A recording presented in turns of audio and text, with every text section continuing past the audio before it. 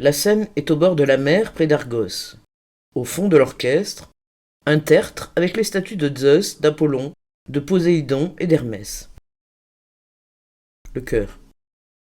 Puisse Zeus, protecteur des suppliantes, jeter un regard favorable sur notre troupe, qu'un vaisseau amène ici des bouches au sable fin du Nil.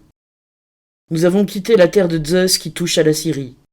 Nous nous sommes exilés, non pas qu'un vote de la cité nous ait condamnés à être bannis pour avoir tué, mais parce que, dans notre répugnance instinctive pour l'homme, nous repoussons avec horreur l'hymen des enfants d'Égyptos et leurs desseins impies.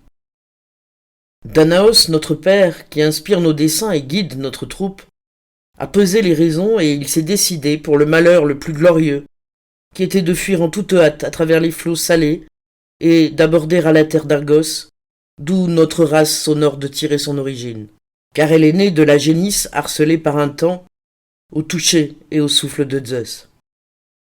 En quel pays mieux disposé pour nous pourrions-nous aborder avec ces rameaux de suppliantes, seins de laine qui chargent nos mains? Puisse la ville, puisse le pays et ses eaux limpides, puissent les dieux du ciel et les mânes ensevelis sous terre qui exercent de lourdes vengeances. Puisse enfin Zeus, sauveur, gardien du foyer des hommes pieux, accueillir cette troupe de femmes suppliantes en ce pays touché de respect pour le malheur, et, avant que cet insolent et saint de mal, les fils d'Égyptos, aient mis le pied sur ce sol marécageux, rejeter-les à la mer avec leurs vaisseaux rapides, et que là, parmi la rafale fouettée par l'ouragan, le tonnerre, les éclairs et les vents chargés de pluie, ils se heurtent à une mer sauvage et périssent avant de mettre la main sur les nièces de leur père et de monter, malgré la loi qui l'interdit, dans les lits qui les repoussent. Maintenant, j'appelle au-delà des mers pour qu'il me protège le jeune taureau issu de Zeus qui, de son souffle, le fit naître de mon aïeul, la génisse qui paissait les fleurs. Le toucher qui lui valut son nom mit une juste fin au temps marqué par le destin. Io engendra Épaphos. Je vais aujourd'hui citer ce nom et rappeler les malheurs que mon antique aïeul a jadis souffert en ces lieux où elle paissait le gazon pour fournir des preuves dignes de foi de mon origine. Si surprenantes qu'elles soient, les habitants les trouveront claires. À la longue, on en reconnaîtra la vérité. S'il y a près d'ici quelque indigène habile à interpréter le chant des oiseaux qui écoutent mes plaintes, il croira entendre la voix de l'épouse de Tyrée en proie à ses tristes pensées, la voix du rossignol que poursuit l'épervier. Chassée des lieux qu'elle habitait avant, elle pleure la demeure qu'elle a perdue tout en disant la mort de son enfant, comment elle le fit périr sous les coups de sa propre main, victime de la colère d'une mère dénaturée. Comme elle, j'aime à me plaindre sur le mode ionien, en déchirant ma tendre joue brunie au soleil du Nil, et mon cœur novice aux larmes. Je ne cueille que des fleurs de deuil, en me demandant avec angoisse si je trouverais quelque ami pour veiller sur mon exil, loin du pays au ciel serein. Allons, dieux auteurs de notre naissance, vous qui savez où est le droit, écoutez-nous, ou, si le destin vous interdit de nous donner pleine satisfaction, du moins, vous qui détestez naturellement la violence, montrez votre justice en face de cet hymen. Même les fugitifs épuisés par la guerre trouvent un refuge contre le malheur près d'un autel que protège la crainte des dieux. Ah, si tout cela pouvait aboutir à une fin vraiment heureuse.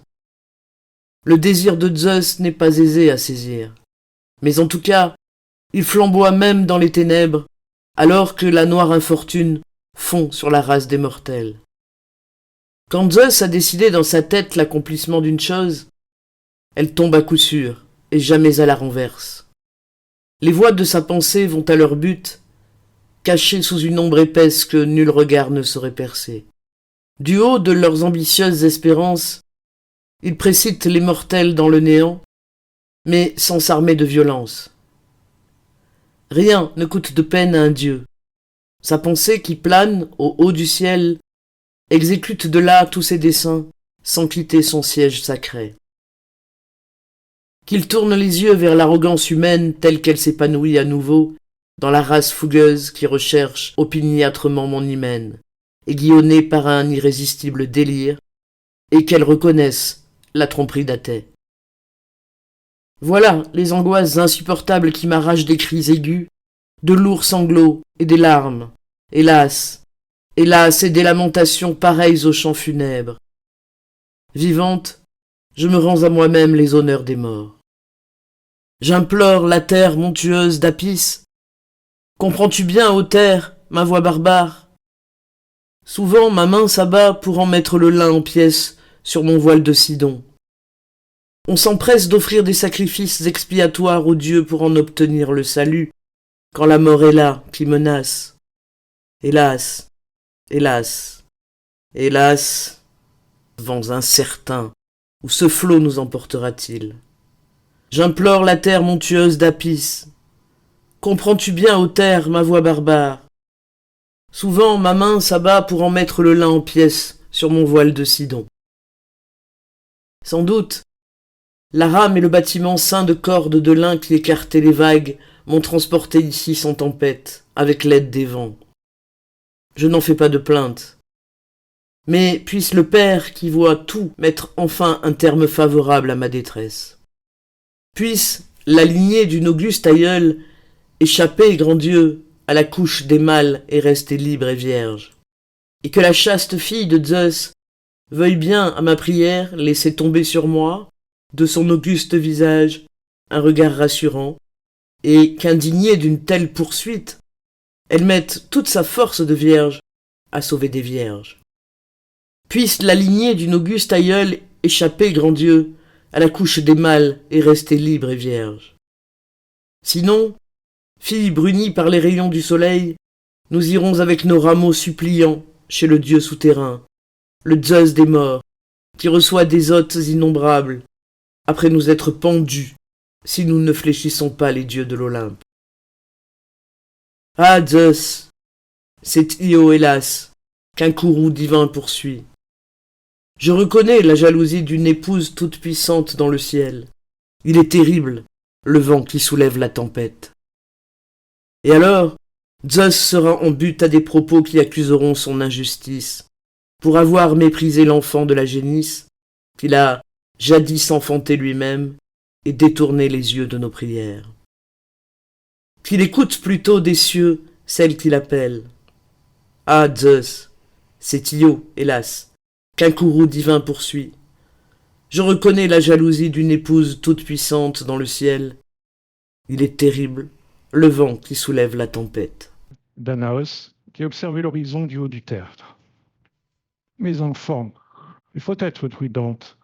Si vous êtes arrivés ici, c'est grâce à la prudence de votre vieux père, pilote en qui vous avez confiance. Maintenant que nous sommes sur le continent, je vous engage, dans le même esprit de prévoyance, à garder mes avis gravés dans votre esprit.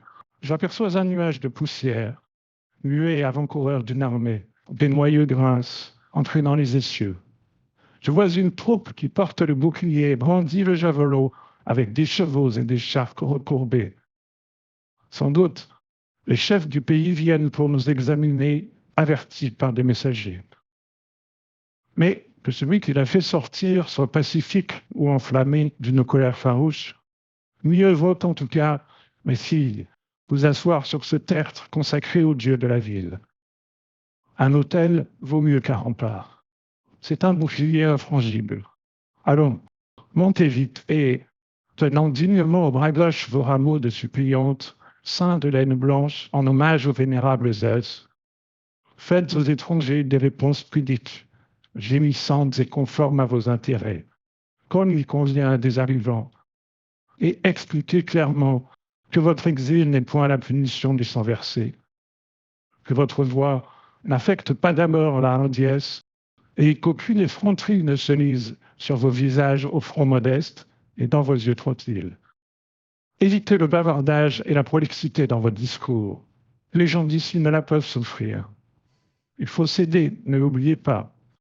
Étrangères et fugitives, le besoin vous presse. Un langage entier ne suit pas à des faibles. Père, tu parles avec prudence à des enfants prudents. J'aurais soin de me rappeler tes sages recommandations, mais que Zeus, notre aïeul, jette un regard sur nous. Oui, qu'il nous regarde d'un œil bienveillant. Qu'il le veuille, et tout finira bien. Ne tarde donc pas. Use du moyen de salut que je t'ai recommandé. Je voudrais déjà être assise à tes côtés. Ô Zeus, prends pitié de nos peines avant que nous périssions. Invoquez aussi le fils de Zeus que vous voyez ici. Nous invoquons les rayons salutaires du soleil. Du vénérable Apollon, dieu qui fut exilé du ciel. Il pourrait, puisqu'il a connu cette destinée, compatir à celle des mortels.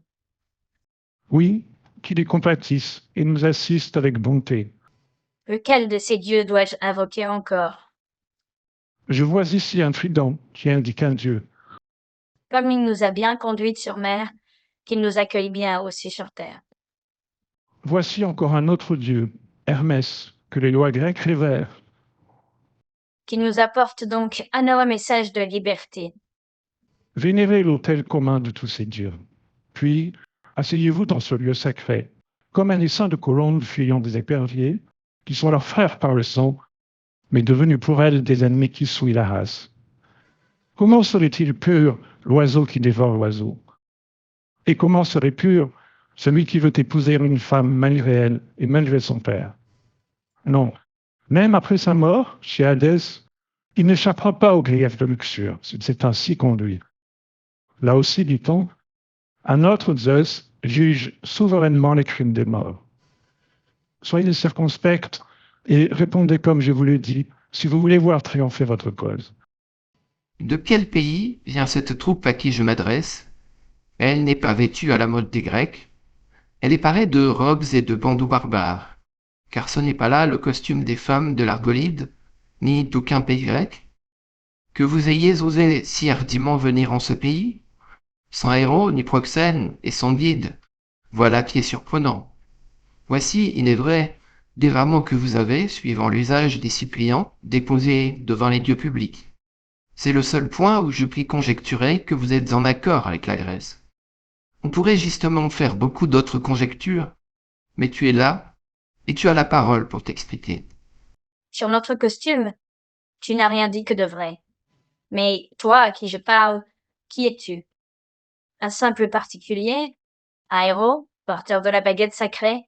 Ou le chef de la cité? Quant à cela, tu peux me répondre et me parler en toute assurance. Je suis le fils de Panéiston, né de la terre, Pélasgos, chef suprême de ce pays. Et c'est moi, son roi, qui ai naturellement donné mon nom au peuple des Pélages, qui cultive cette terre. Je commande à tout le pays que traverse le Strymon sacré, à partir de sa rive occidentale. Je borde la terre des Pérèbes et le pays qui est au-delà du Pinde, près de la Théonie, et les montagnes de Dodone jusqu'au point où la mer humide coupe ma frontière. En deçà, tout m'appartient. Quant à cette plaine du pays d'Apis, elle a jadis été appelée de ce nom en reconnaissance des services d'un prophète médecin, Apis, fils d'Apollon, qui, venu de l'autre côté du golfe, de Naupacte, purifia ce pays de monstres qui dévoraient les mortels. Fléau qu'avait produit la terre irritée, des souillures dont l'avaient infecté des meurtres anciens, serpents rouillants, funeste compagnie. Par des remèdes tranchants parfaitement appliqués, Apis nous délivra de ces maux, et la terre d'Argos, en récompense, mêle toujours son nom à ses prières. En ce qui me concerne, te voilà renseigné, et maintenant tu peux vanter ta race et poursuivre ce que tu as à dire. Mais je t'avertis qu'on n'aime pas ici les longs discours. Mon discours sera bref et net. Nous avons l'honneur d'être de race argienne. Nous sommes le sang de cette génisse qui fut mère d'un noble fils. Voilà la vérité. Je la confirmerai par des preuves. Ce sont là, étrangères, des affirmations incroyables pour moi. Comment la race argienne pourrait-elle être la vôtre? Vous ressemblez plutôt à des Libyennes, pas du tout aux femmes de notre pays. Et le Nil pourrait nourrir une telle plante. Vous rappelez aussi le type cypriote, frappé par des mâles dans les moules féminins. J'ai entendu parler aussi d'indiennes nomades, voyageant en selle à dossier sur des chameaux, qui font office de chevaux dans un pays voisin de l'Éthiopie. Si vous étiez armé d'arcs, j'aurais certainement conjecturé que vous étiez ces Amazones, son mari, qui mangent de la chair crue. Renseigne-moi pour que je voie mieux comment ton origine et ton sang sont argiens. On dit, n'est-ce pas, qu'il y eut jadis, en ce pays d'Argos, une gardienne du temple d'Héra, Io. Oui, rien n'est plus certain. C'est un bruit bien confirmé. Ne dit-on pas aussi que Zeus s'unit à elle, bien que simple mortel, et que leurs embrasements n'échappèrent pas aux Héra? Et comment finit la querelle royale? La déesse d'Argos changea la femme en génisse. Est-ce que Zeus ne s'approcha plus de la génisse aux belles cornes? On dit qu'il l'assaillit sous la forme d'un taureau. Que fit alors la puissante épouse de Zeus? Elle mit près de la génisse le gardien qui voyait tout. Et ce gardien qui voyait tout et ne gardait qu'une seule génisse, comment l'appelles-tu? Et ce gardien qui voyait tout et ne gardait qu'une seule génisse, comment l'appelles-tu? Argos, fils de la terre, qui fut tué par Hermès. Et qu'est-ce qu'elle inventa encore contre l'infortuné génisse? Un insecte qui pourchasse et harcèle les bœufs. On l'appelle tant, Prélinel. Aussi la chassa-t-il de ce pays dans une course sans fin. Sur ce point aussi, tu es en parfait accord avec moi. Et elle arriva enfin à Canope et à Memphis. Là, Zeus, la touchant de sa main, lui fit mettre au jour un enfant. Quel est donc ce taureau, fils de Zeus, qui s'honore d'avoir pour mère une génisse? Épaphos, dont le nom rappelle bien la délivrance d'Io. Et d'Épaphos, qui est né? Phoebe, qui moissonne la plus grande contrée du monde. Et quel autre rameau dis-tu qui est sorti d'elle? Bélos, qui eut 2 fils et qui fut le père de mon père que voici. Dis-moi maintenant le nom de cet homme sage.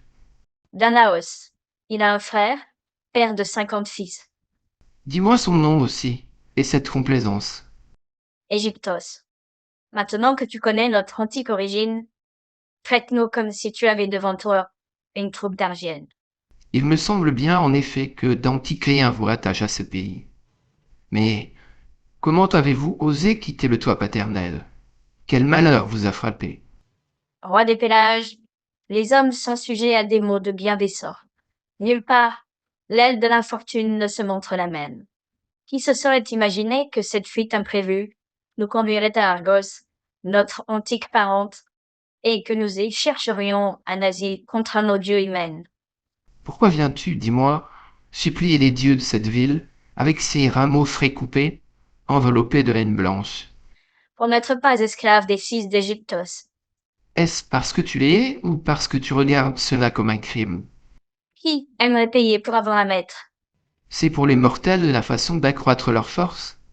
Et aussi de se tirer aisément de l'indigence, Comment donc puis-je vous témoigner ma piété? en ne me livrant pas aux fils d'Égyptos qui me réclament. C'est périlleux ce que tu demandes. C'est soulever une guerre. Mais la justice protège ceux qui combattent pour elle. Oui, si dès le début elle a été de votre côté. Respecte la poupe de la cité couronnée de nos rameaux. Je frémis à voir ces autels ombragés de ces rameaux. Terrible aussi est le courroux de Zeus suppliant. Fils de Palaïston, roi des Pélages, écoute-moi d'un cœur bienveillant. Regarde la suppliante que je suis, fuyant éperdument comme une génisse poursuivie par un loup à travers les rocs escarpés, où elle mugit et compte sa peine au bouvier, à la protection duquel elle se confie. Oui, je vois des rameaux fraîchement coupés se balancer sur cette assemblée des dieux de la cité qu'ils ombragent. Fasse le ciel que l'arrivée de ses concitoyens étrangers ne nous cause pas de dommages et qu'aucune querelle inattendue ni imprévue n'en résulte dans la ville. Elle n'a pas besoin de cela. Que la déesse des suppliants, Thémis, fille de Zeus, qui dispense les destins, jette un regard sur nous pour que notre fuite n'ait pas de suite fâcheuse. Et toi, tout vénérable et sage que tu es, apprends d'une plus jeune que toi qu'en respectant un suppliant, tu assures ta prospérité, car les dieux agréent les offrandes qui leur viennent d'un cœur pur. Vous n'êtes pas assise au foyer de ma demeure. Si c'est la communauté des Argiens qui est souillée, c'est au peuple à s'occuper en commun des remèdes. Pour moi, je ne puis faire de promesses avant d'en avoir référé à tous les Argiens. C'est toi, la cité, c'est toi, le peuple. Monarque sans contrôle, tu es le maître de l'autel, foyer de la contrée. Les seuls suffrages ici sont les signes de ta tête. Le seul sceptre, celui que tu tiens sur ton trône. Toi seul, tu décides de tout. Garde-toi d'une souillure. Que la souillure soit pour mes ennemis, mais je ne puis vous secourir sans dommage. Et cependant, il n'est pas humain de mépriser vos prières. Je ne sais à quoi me résoudre, et j'ai peur également d'agir et de ne pas agir et de tenter la fortune. Lève les yeux vers celui qui veille d'en haut et qui protège les malheureux mortels qui, s'adressant à leurs proches, n'en obtiennent pas la justice qui leur est due par la loi. La colère de Zeus, suppliant, atteint ceux qui sont insensibles aux plaintes des malheureux. Si les fils d'Égyptos ont un droit sur ta personne en vertu de la loi de ton pays, et allèguent qu'ils sont tes plus proches parents, qui voudrait s'opposer à eux? Il te faut donc plaider, toi, qu'ils n'ont sur toi, d'après les lois de l'Égypte, aucune autorité. Dieu me garde d'être jamais soumise à l'autorité des mâles. Pour me préserver d'un hymen odieux, je suis décidé à fuir sous la conduite des étoiles. Prends la justice pour allié et juge suivant le respect dû aux dieux. Le jugement est difficile à porter. Ne me prends pas pour juge. Je te l'ai déjà dit, ce que tu me demandes, je ne puis le faire sans le peuple, en y sais-je le pouvoir. Je ne veux pas que le peuple me dise un jour, si par hasard un tel malheur arrivait, pour honorer des nouveaux venus, tu as perdu ta ville. Zeus, de qui nous descendons, vous et nous, contemple notre débat avec impartialité, lui qui met naturellement l'injustice au cœur des méchants et la piété au cœur de ceux qui observent la loi. S'il tient ainsi la balance égale, pourquoi aurais-tu regret de faire ce qui est juste? J'ai besoin pour nous sauver d'une réflexion profonde et d'un œil perçant, et non troublé par l'ivresse, qui descende dans l'abîme comme un plongeur, afin que tout cela n'attire pas de mal sur la ville, et se termine ensuite heureusement pour moi-même. Je ne veux pas qu'il s'ensuive une guerre de représailles, ni qu'en vous livrant ainsi prosterné devant les autels des dieux, je perde entièrement ma maison, en attirant sur elle le terrible Dieu vengeur qui, même dans l'Hadès, ne lâche point le mort. Ne crois-tu pas que j'ai besoin d'une pensée qui nous sauve? Réfléchis et sois pour nous, comme tu le dois, un pieux proxène. Ne trahis pas la fugitive qu'un exil impie a chassée d'une contrée lointaine. Ne me laisse pas arracher aux autels de tous ces dieux.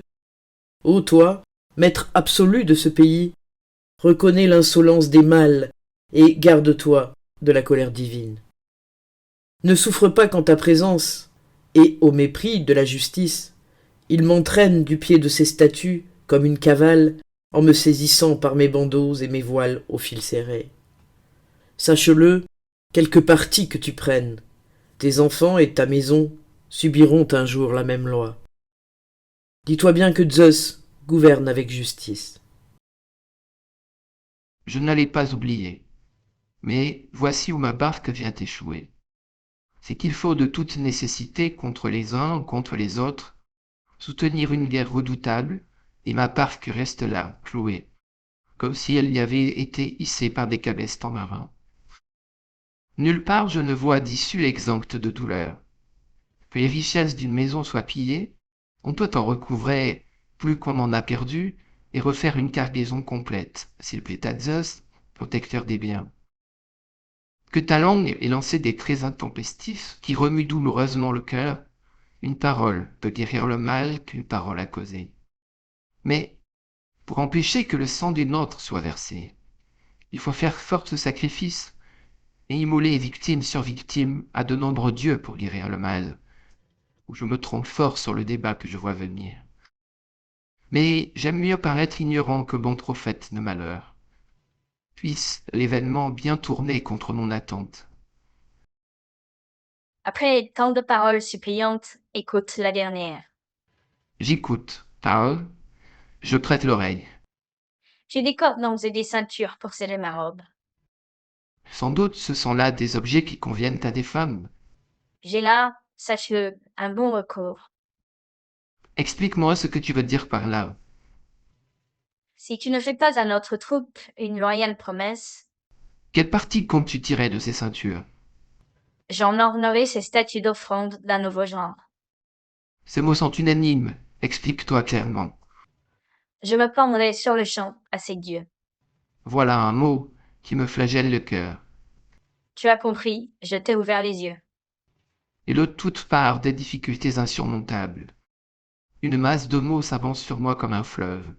Me voilà engagé dans une mer insondable de malheur, sans pouvoir la traverser, ni y trouver un port ouvert à ma détresse.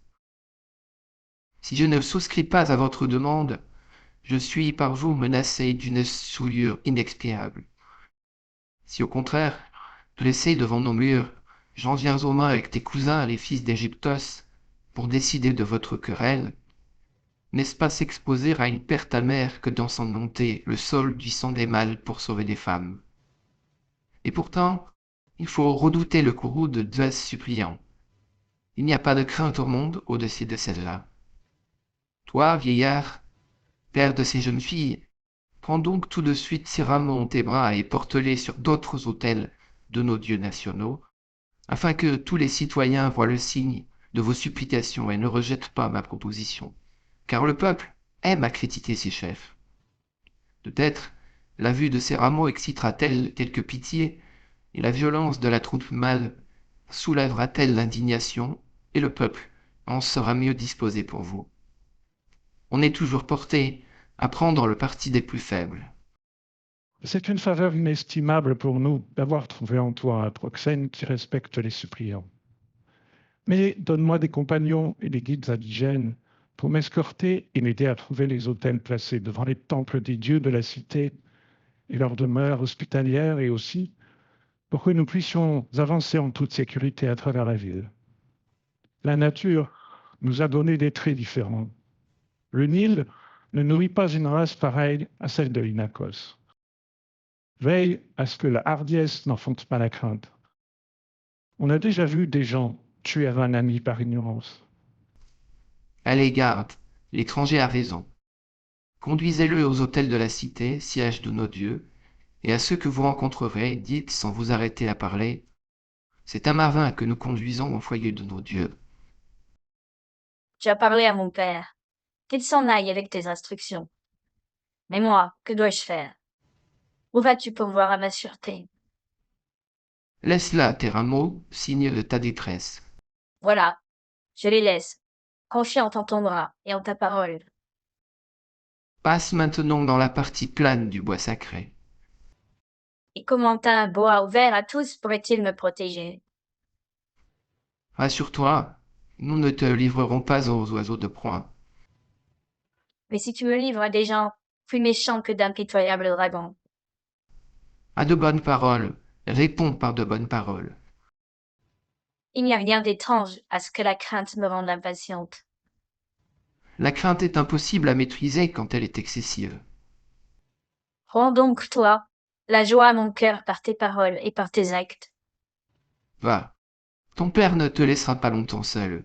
Moi, je vais convoquer le peuple d'Argos pour disposer la communauté en ta faveur, et j'enseignerai à ton père ce qu'il devra dire. Reste donc ici, et prie les dieux du pays de t'accorder ce que tu désires d'obtenir. Pour moi, je vais m'occuper de tout cela. Puisse la persuasion me suivre, et la fortune seconder mes efforts. Roi des rois, bienheureux entre les bienheureux, puissance souveraine entre toutes les puissances, heureux Zeus, écoute-nous. Écarte de ta race l'insolence de ces mâles, bien dignes de ta haine, et précipite dans la mer empourprée le noir vaisseau qui nous apporte le malheur. Jette les yeux sur des femmes dont l'antique race remonte à une aïeule qui te fut chère, et qu'on parle à nouveau de ta bonté. Souviens-toi bien, toi dont la main toucha Io, nous nous honorons d'être filles de Zeus et d'être parties de ce pays.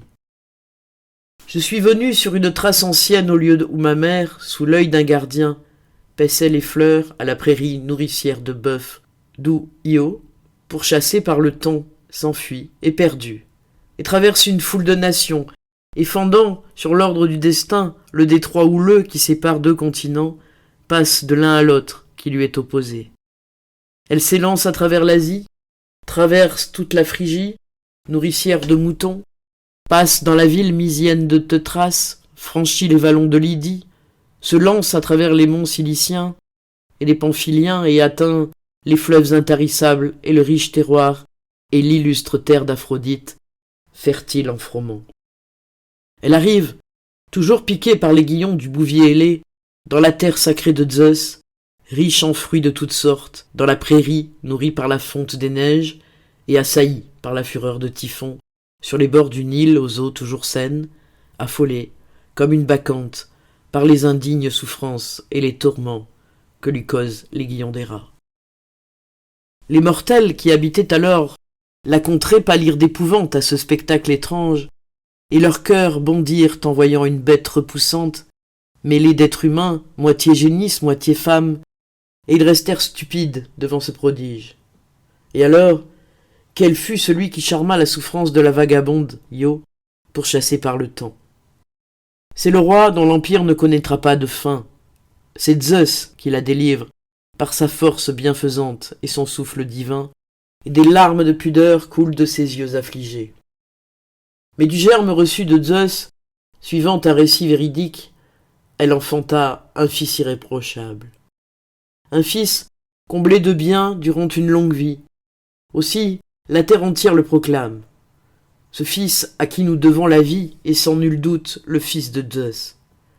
Car quel autre aurait mis un terme au délire causé par l'insidieux Héra? C'est là l'œuvre de Zeus.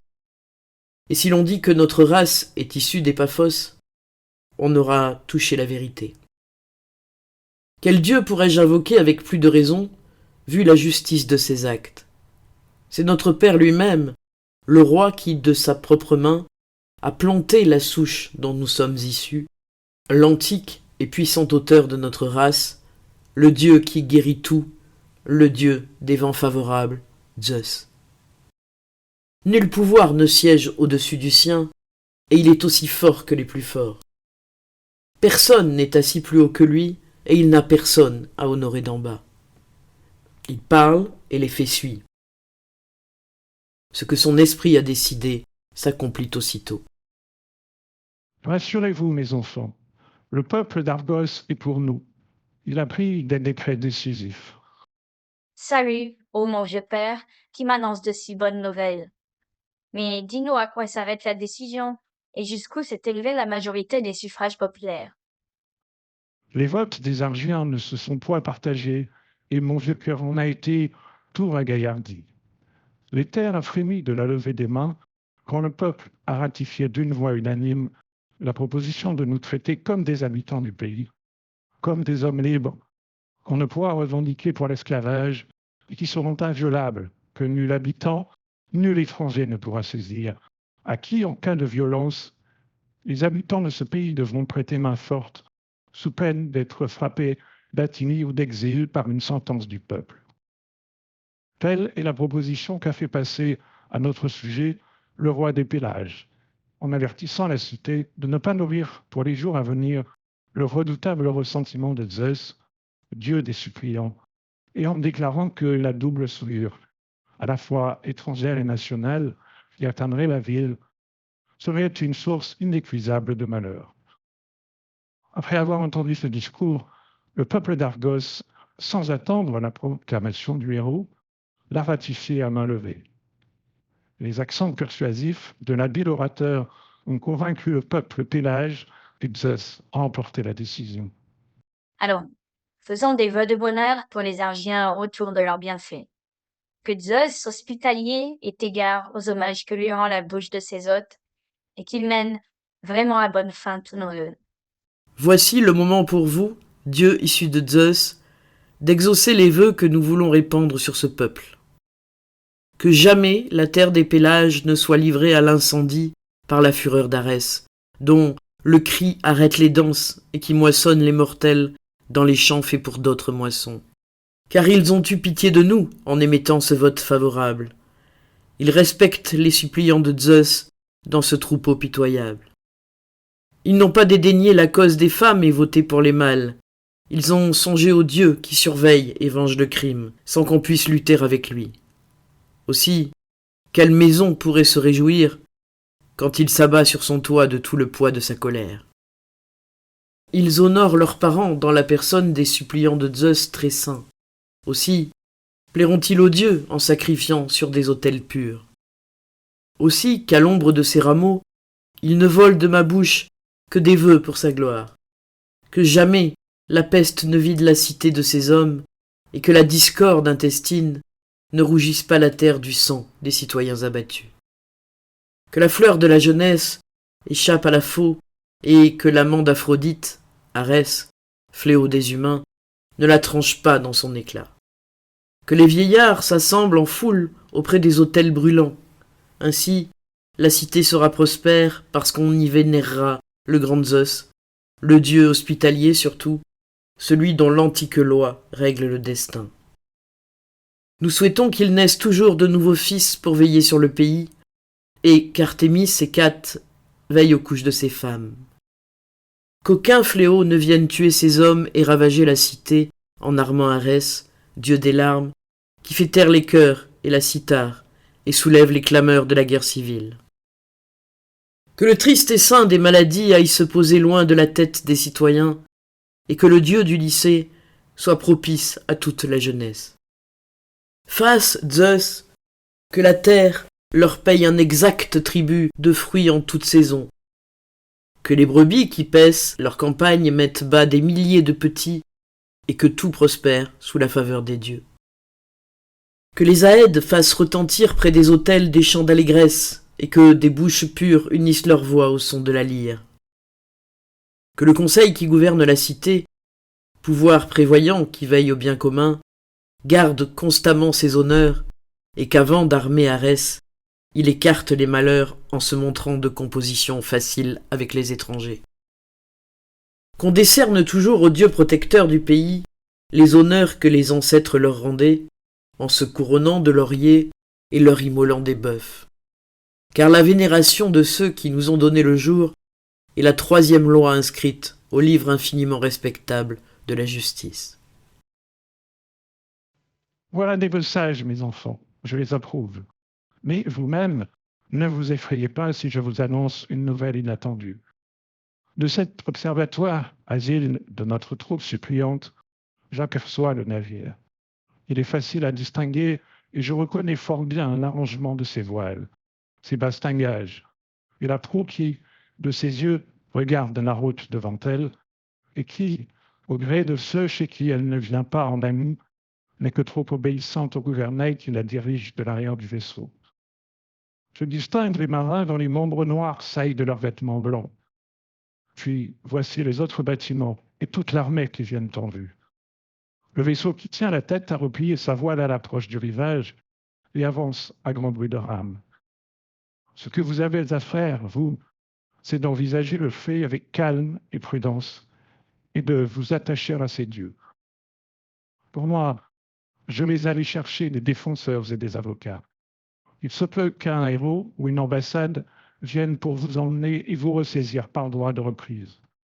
Mais cela ne sera point, ne le craignez pas. Néanmoins, il est bon, si notre secours se fait attendre, de ne jamais oublier la protection que vous trouvez ici. Et confiance, autant ai-je remarqué, tout mortel qui méprise les dieux recevra son châtiment. Père, j'ai peur, car les vaisseaux aux ailes rapides sont arrivés. Il n'y a plus à compter sur aucun délié.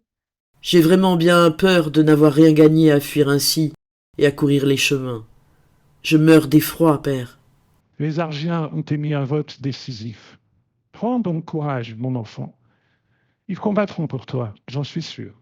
C'est une engeance maudite que ces insolents fils d'Égyptos, insatiables de combat. Tu le sais comme moi. Ils ont réussi dans leur rancune à passer jusqu'ici sur ces vaisseaux à la solide et sombre carène, avec leurs nombreuses armées noires. Nombreux aussi sont ceux qu'ils trouveront, avec des bras durcis à la chaleur des midis. Ne me laisse pas seul, je t'en supplie, père. Une femme qu'on laisse seule n'est plus rien. Mars n'habite pas en elle. Eux n'ont que des pensées funestes et des desseins perfides, et leurs esprits impurs, tout comme les corbeaux, n'ont aucun souci des autels. Ce serait pour nous, ma fille, un bel avantage s'ils se faisaient haïr des dieux comme de toi. Ah, ce ne sont certainement pas des tridents, et la majesté des dieux qui leur feront craindre de porter les mains sur nous, mon père. Avec leur arrogance sans borne, leur cœur impie, forcené, d'une impudence de chien, ils sont entièrement sourds à la voix des dieux. Ils ont dit que les loups sont plus forts que les chiens, et le fruit du papyrus ne l'emporte pas sur l'épine.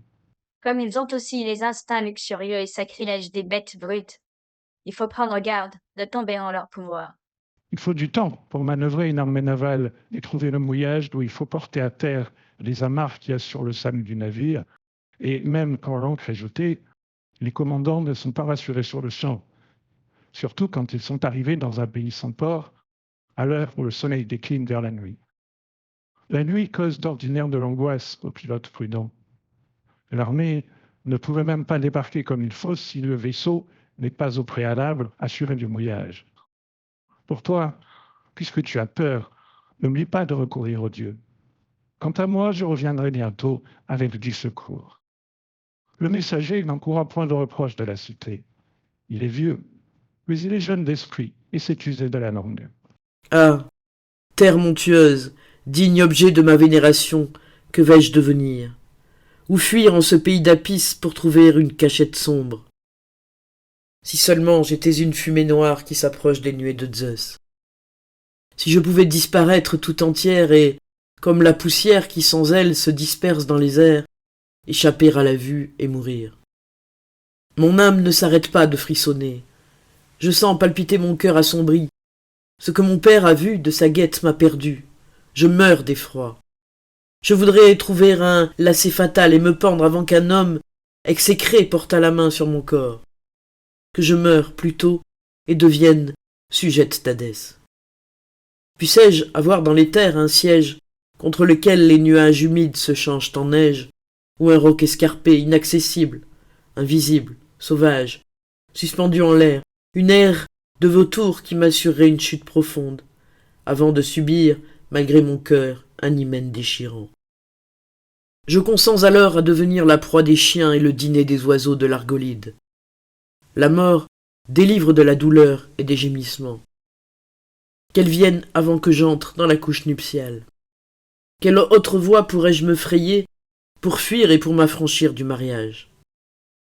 Élève ta voix aiguë jusqu'au ciel en invoquant les dieux dans tes chants. Que je puisse voir la fin de mes épreuves, être délivré et tranquille. Regarde-nous, Père, et jette sur la violence les regards de colère qu'elle mérite. Respecte tes suppliantes, Zeus tout-puissant, protecteur de ce pays. Car la race d'Égyptos, ces mâles d'une intolérable insolence, qui courent sur mes pas avec des clameurs luxurieuses, cherchent à prendre de force la fugitive. Mais c'est toi seul qui tiens le plateau de la balance. Qu'est-ce que les mortels peuvent accomplir sans toi? Ah, voilà le ravisseur qui sort du vaisseau. Il touche terre. Puisses-tu périr auparavant, ravisseur? J'élève un cri de détresse.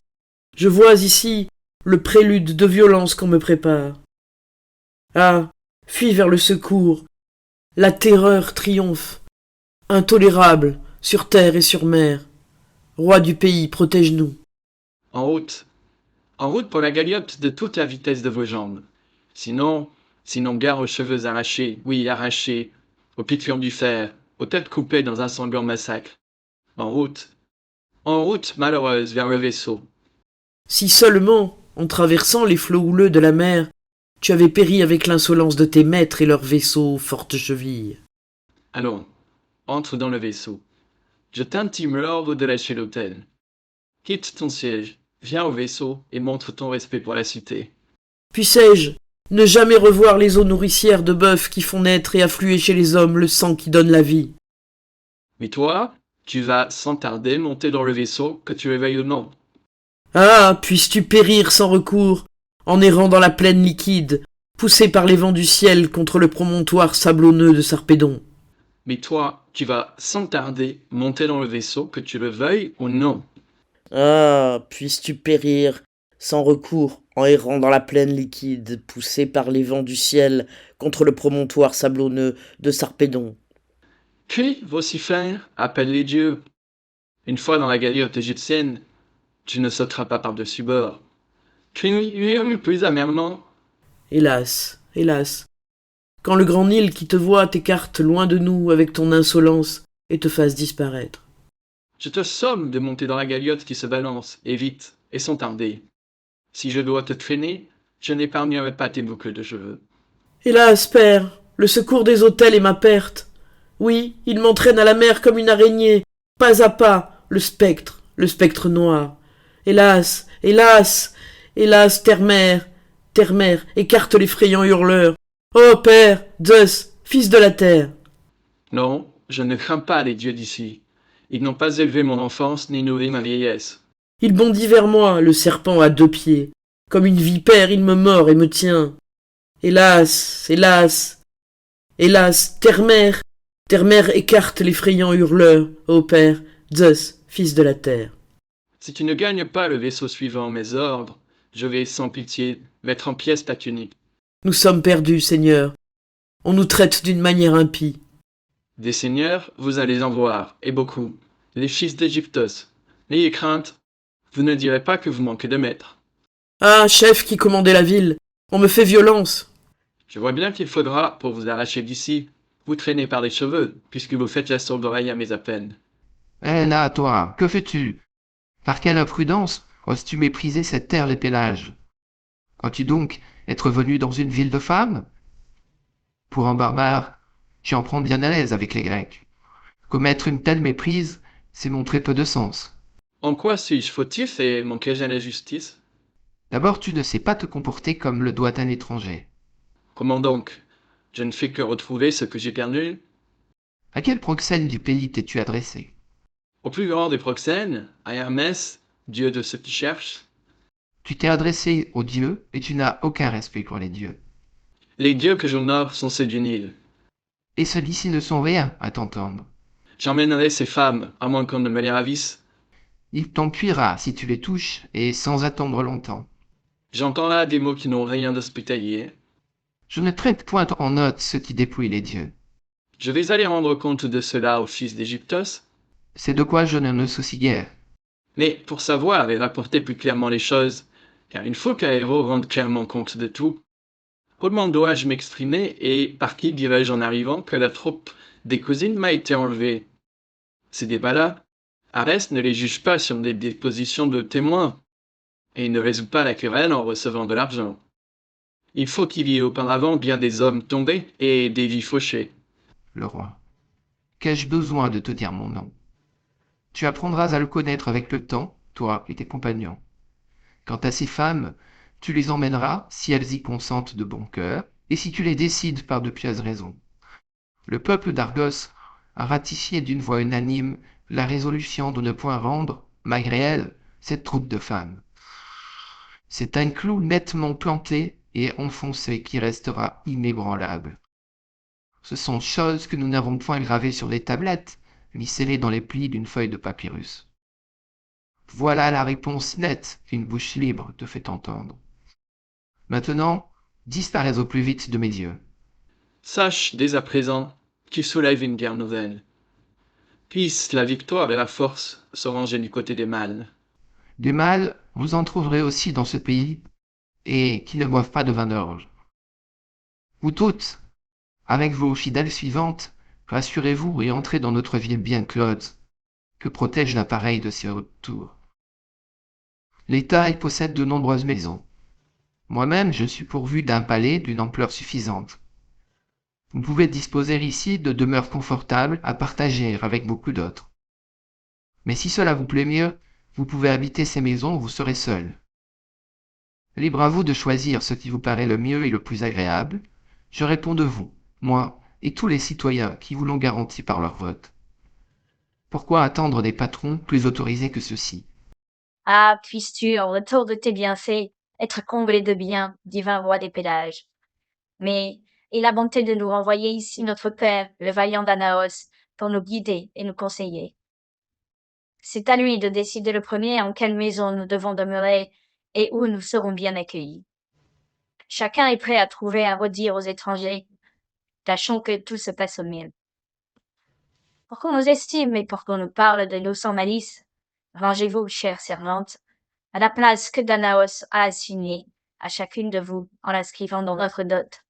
Mes enfants, il faut que vous offriez aux Argiens des vœux, des sacrifices et des libations, comme à des dieux de l'Olympe, puisque, d'un accord unanime, ils viennent de nous sauver. Ils ont en effet écouté le récit de ce que j'ai fait avec la sympathie qu'on a pour des parents et l'indignation que méritent vos cousins. Ils m'ont de plus donné cette escorte de satellites armés pour m'octroyer une marque d'honneur et pour me garantir contre un coup de lance imprévu et mortel qui me frapperait par surprise et qui serait pour ce pays un éternel fardeau. En échange de tels services, vous devez, si votre âme est bien gouvernée, redoubler pour eux de vénération et de reconnaissance. Et maintenant, à côté des nombreuses leçons de modestie inscrites en votre souvenir par votre père, inscrivez encore cette maxime, que le temps seul découvre ce que vaut une troupe d'inconnus.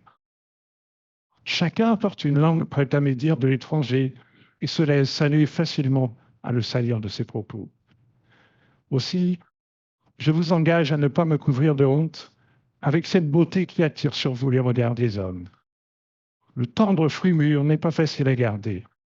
Tous y portent là-dedans, bêtes et hommes, vous le savez, monstres qui volent et monstres qui marchent sur le sol. Cypris proclame l'attrait des corps pleins de sucre. Tout homme qui passe devant les vierges aux formes délicates leur décoche le trait charmeur du regard, vaincu par l'amour. Sachant cela, gardons-nous de subir un malheur que nous n'avons évité qu'au prix de bien des fatigues, et en labourant de notre carène une grande étendue de mer, et ne commettons point de faute qui serait une honte pour nous, une joie pour nos ennemis. Pour nous loger, nous avons même 2 habitations, celle que le roi des pélages nous propose et celle que la ville nous offre. Et cela sans nous faire payer de loyer. Ce sont là des facilités. Seulement, observez bien les conseils de votre père. Mettez la modestie à plus haut prix que la vie. Pour le reste, puissent les dieux de l'Olympe assurer notre bonheur. Quant à la fleur de ma beauté, rassure-toi, père. À moins que les dieux n'aient pris une décision nouvelle, je ne m'écarterai pas de la voie que mon cœur a suivie jusqu'ici. Allez, célébrez les dieux bienheureux, seigneurs d'Argos, ceux qui habitent la ville et ceux qui habitent les bords de l'antique Érasinos. Et vous, suivante, répondez à notre chant. Adressons nos louanges à la ville des Pélages et ne vénérons plus dans nos hymnes les bouches du Nil, mais les fleuves qui versent à travers la contrée leurs ondes paisibles et par des canaux multiples ameublissent le sol de leurs gras épanchements. Que la chaste Artémis jette sur notre troupe un regard de pitié et que Cythérée ne nous impose point un hymen forcé. Que le ciel réserve cette épreuve à nos ennemis.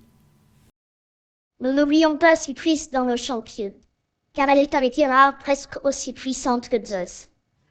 C'est une déesse à l'esprit subtil, et on l'honore pour ses œuvres augustes. Près d'elle, associées à leur mère, se tiennent le désir et la persuasion enchanteresse à qui rien ne résiste.